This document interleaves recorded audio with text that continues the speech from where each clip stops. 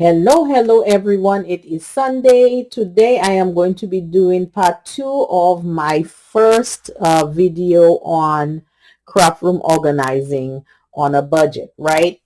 Now, the first video, I basically took you around to let you see, what I was using, etc., etc., just to make things a little less complicated for me. But I wanted to share with you just a couple details that would help you as well, maybe decide what will make work for you or what you would like to use.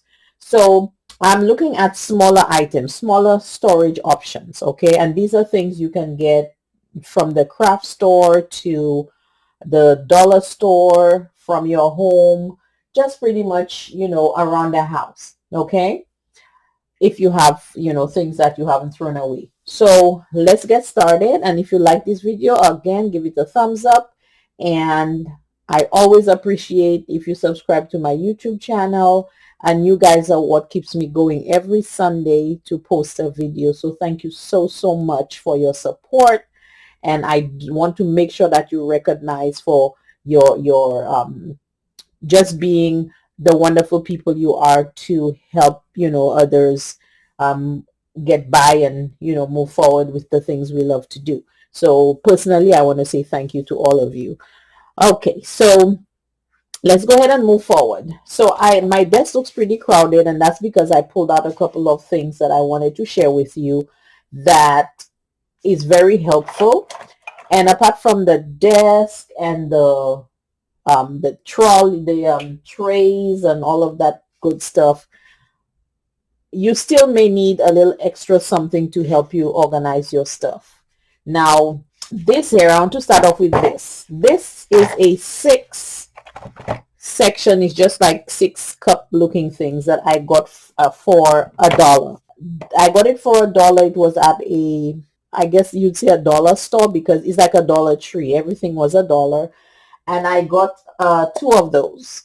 With those, I was able to, just use the sections as I wanted to. So these I use for my markers, my pens, pencils, my scissors. So I have a section with all my scissors that includes my decorative scissors. I just use this section here and I just tuck those glues upside down because it's easier for me to get them flowing when they're upside down.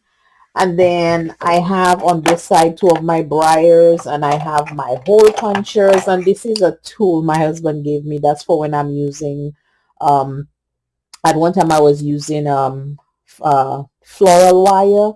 And this is also helpful for, the die cuts. Sometimes they come with those little connected to each other, and those little small pieces of stuff that's on there. I use that to kind of get them off. I forget what he calls those, but I have those. It's quite handy actually. And in this section, I just have my additional little tools that I use, like my reverse tweezers, my knife. This, I forgot what this is called, but this is something else. This is a fabric cutter. And of course, this is my weeder, the Cricut weeder. And I just kind of stuck this glue in here, and then I have, 4 others in here as well. So this is definitely an option that might work for you, okay, as far as organizing your space. And even if you do have those trolleys, or why do I keep forgetting the name of those things? My goodness. But even if you were to take all your stuff and put it inside the rolling trolleys, it really does not allow you to be organized. So I wanted to show you the things,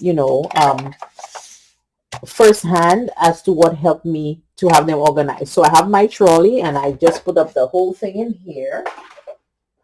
And then it just sits nicely in my trolley, and that's good. Now, these here, this can be used for anything. These are also $1 from the Dollar Tree. I have gone on a crazy alphabet die cutting spree, and I got those at, again, Dollar Tree. So what I did was I just basically put the letters according, from A, B, C, D, and, the different colors. This here was very helpful to me because I had these such small pieces that I needed to be able to identify from the top, okay, where's my A, where's my B, where's my C, so I didn't have to go looking for them. So that was very helpful to me, and so I have those. The only thing is, I kind of like things with lids on, so these were not necessarily um, a best choice for me as far as having things open, but it works. So again, this is a little something. It I think this may be, I don't know if it's a lipstick holder or something, but for me, as long as it helps, I am going to take it regardless of what it is. Okay, so these are two here, and then I just place them right side by side with my tray or trolley, on my trolley. Okay, I'm going to show you another thing here. This, okay, this I used for my distress inks. Okay, now you may not just go, you may find those, I don't know, but this was originally in a, I think it's a fishing tackle box, I forgot what it was, and it had those little divisions in them, those clear plastics. I just removed the divisions and then I just put them in here, so it came in really handy. And again, like, I like lids, so I just, that definitely helps. So here I have the tools in here and the colors in here, so when I am ready to use my distress ink, this is something I have. So this is another way you can organize. Now, before I had anything else, this was just a can, right? A can that I used, I think it was a soup can, and at that time I was in one of those phases where anything that looked like anything, I was going to turn it into something.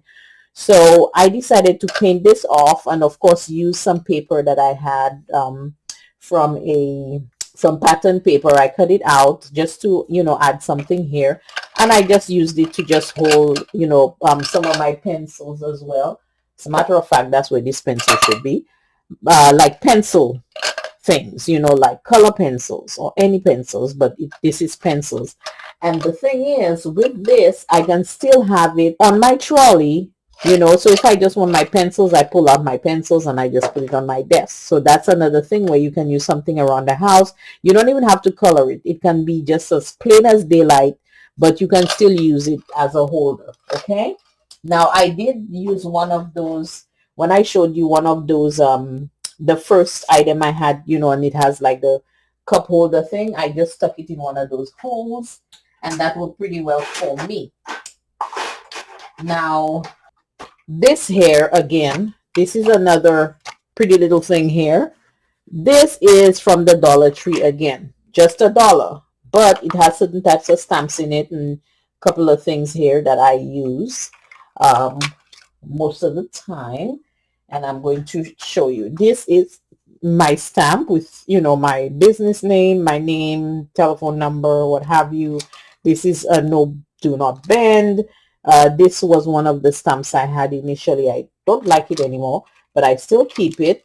And that's, just, I have a neat little, I forgot what it is, a little desk thing that I have. So I just use this here for these kind of stamps. Okay, and then just an odds and ends. So this was another option, right? Now, this here, I had my stamps all over the place. I got this for $8.99 today at Hobby Lobby. Okay, now $8.99 plus tax. The issue was that I had my stamps in 3 different places, and it was like when I wanted certain stamps, I would have to say, now where did I have this one, where did I have that one, and I would have to search. Hopefully I get the right place looking for it, but I was able to put most of the stamps in here. The thing is, this is a little small, so it's possible I may have to get another one, but I'll wait for my next paycheck. And that's what I'm trying to explain. You don't have to buy everything one time, just little by little. Make a list. See the things that you need right away, things that can wait a little longer. Just kind of go through and see, what works for you and what you need, what you don't need right now, and go according to that. In that way, when you're done putting your items together, then you would, it becomes easier because you don't have to come out of pocket with a whole bunch of money one time. So I may have to get another one of those because I still have some stamps in a drawer that broke down actually, but at least I know what's in here. So I know, okay, so I'm looking for my door, I'm looking for my butterflies. I know where I have those, and I just pick up this whole thing. The good thing with this little stacker here is it can detach. So let me show you. It's 4 levels. The lower one is pretty, is deeper than the others, but this is the cover, and you can detach each and every section. And I just want to show you. This is another option that can work for you. Okay, so each and every section, all you do is just stack it back, snap it back on. Just give me 1 second. If I can see what I'm doing, gotta make it sit. And the reason why I'm having a little difficulty is because